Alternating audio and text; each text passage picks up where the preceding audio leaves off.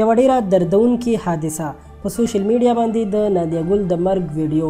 نادیه ګل اوس په څه حال ده، هغې سره ولې داسې کار شوی دی؟ که غواړئ چې خبر شئ دا ویډیو تر اخره وګورئ. دوستانو، نیلم ګل چې د نادیه ګل خور ده، د هغې د کورني لانجو به تاسو ټول خبر یئ. خو داسې خبرونه مو واورېدل چې نادیه ګل وژل شوې ده، خو چې موږ سرچ وکړو، معلومات مو راټول کړل، نو د وژلو حقیقت یې هم نه دی معلوم چې ولې، څنګه او چا وژلې. خو خلک وایي چې بس وژل شوې ده، او ډېر خلک دا هم وایي چې خپل خاوند وژلې. خو د مکمل معلوماتو نه پس موږ ته دا حقیقت معلوم شو چې دا هسې افوا ده، او خلک داسې خبرونه د خپلو چینلو د ریټینګ لپاره جوړوي.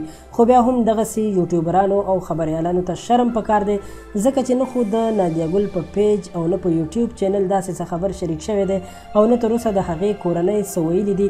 خو خلک دي او دروغ خبرونه شیر کوي او د الله تعالی نه هم نه یریږي.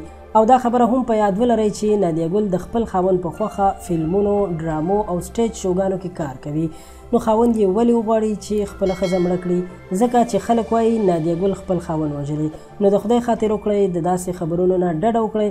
زه هغه خلکو ته هم خواست کوم چا چې داسې دروغ خبرونه شیر کړي دي، نو ښه یې نه دي کړي، باید په یو ویډیو کې د خپلې خبرې صفایي وکړي، ځکه چې ستاسو داسې دروغ خبرونه د ډېرو خلکو زړونو ته تکلیف رسولی شي، خصوصا د هغه چا پسې چې تاسو داسې ویډیوز جوړوئ.